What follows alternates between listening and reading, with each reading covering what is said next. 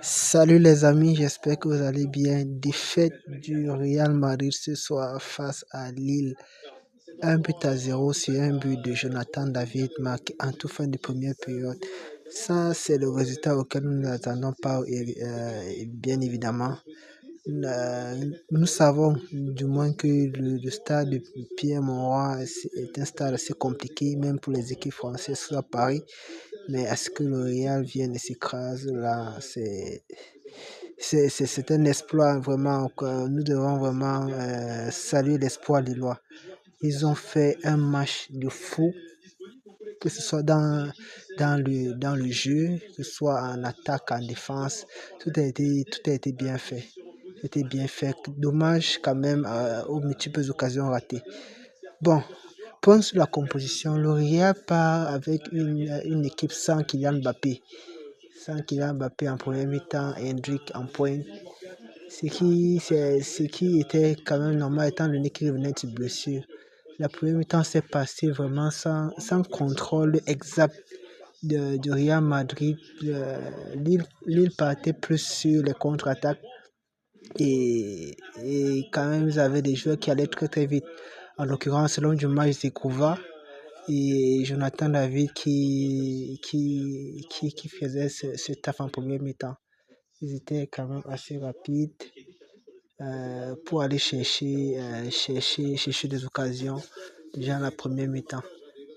Ça a été assez compliqué pour le Real d'avoir la main mise sur le milieu lillois, malgré un milieu à 4 du genre Kamavinga, Chouameni, Valverde et un autre là. Le Real qui n'a donc pas eu dans cette maîtrise au milieu du terrain. Et c'était quand même assez dur parce que Lille mettait assez d'intensité, c'était intense sur tous les ballons, que ce soit le capitaine André Silva, que ce soit Godmanson, que ce soit les autres milieux lillois. Et aussi, nous avons vraiment un pressing assez coordonné du côté de Lille avec Zegova qui rentrait pressé, avec Jonathan David qui pressait, Godmanson qui pressait. En fait, le bloc lillois était vraiment bien équilibré. Ils pressaient ensemble, ce qui était quand même la différence du Real Madrid. Car nous avons vu vraiment dans ce cas de contre-attaque, nous avons vu une équipe cassée en deux. Et donc, en contre-attaque, les joueurs du Real ne venaient pas forcément défendre sur les joueurs lillois. Ce qui vraiment ce qui était quand même drôle. Mais quand même, c'est ce que nous avons remarqué depuis ce début de saison avec une équipe de Real qui manque cet équilibre-là. Qui manque cet équilibre-là pour pouvoir attaquer, défendre ensemble.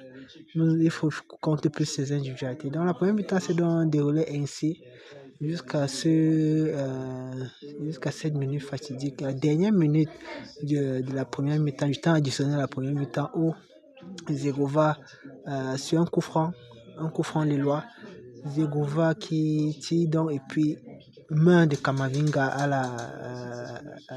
dans la zone de vérité, penalty donc pour Lille après le contrôle de la VAR, un penalty vraiment indiscutable. C'était vraiment une erreur catastrophique de la part de Kamavinga, ça ne se fait pas. Déjà le ballon venait, il a sauté, il la main. Vraiment, il a bloqué la course du ballon. Penalty pour Lille et Jonathan David qui n'en ont pas tremblé. Il a mis du côté opposé à André Lunin qui fait donc 1-0 pour Lille à la mi-temps.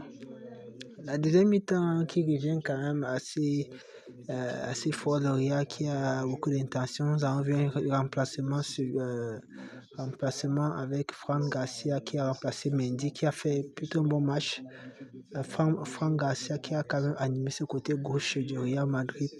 Et puis au cours du match, nous avons vu la sortie de Militao pour l'entrée de Luka Modric.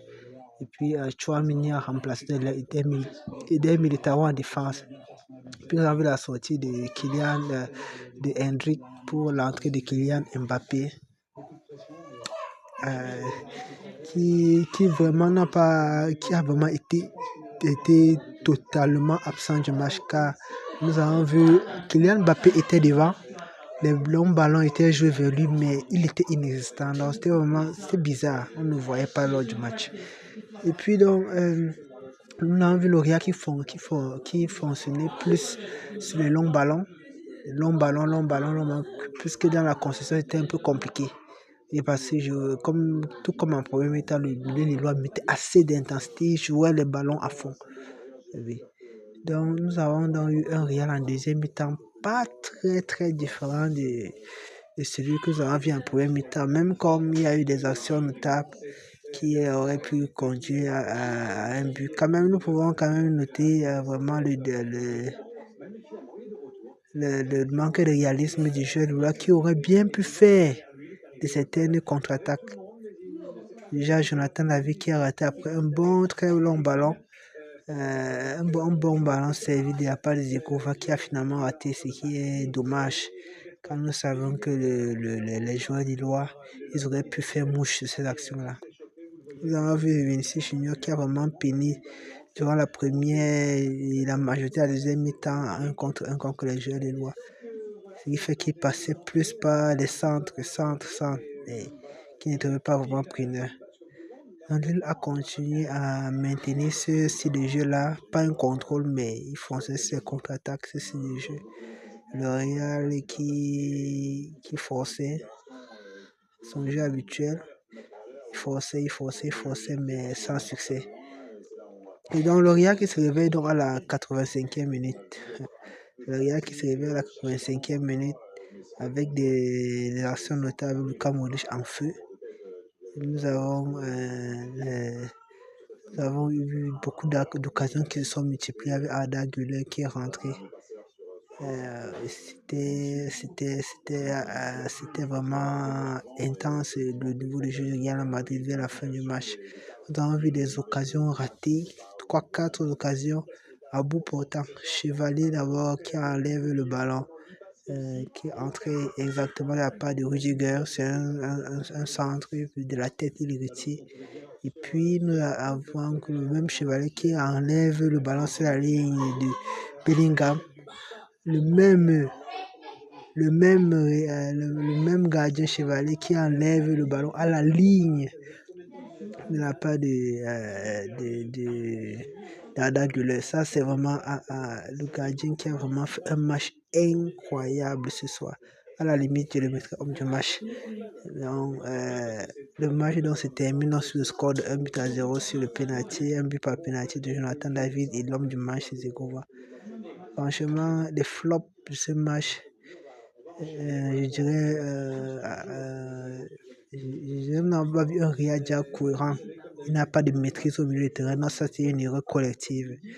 Il n'y a pas de milieu de cohérence, de contrôle au milieu de terrain dans une erreur collective. Mais les joueurs qu'on attendait, donc Kylian Mbappé dit que son entrée a été vraiment très mauvaise. On ne l'a pas vu. Kylian Mbappé. Et puis, nous n'avons pas aussi également vu Vinicius qui n'a pas également fait cette différence-là. Malheureusement, Rodrigo n'était pas là, Modric limité dans son jeu, ça a été compliqué aussi pour lui. Tchouaméni n'est pas bon. Rodrigo, on le connaît tous. Et vraiment, disons chapeau de la part de Jonathan David qui mérite son trophée d'homme du match. Ça, c'était vraiment quoi. Et vraiment, Carlo Ancelotti qui n'a vraiment pas fait un très gros match, qui n'a pas vraiment fait des choix tactiques judiciaires dans ce match. Il s'est beaucoup dépassé en première mi-temps, mais comme je vous ai dit,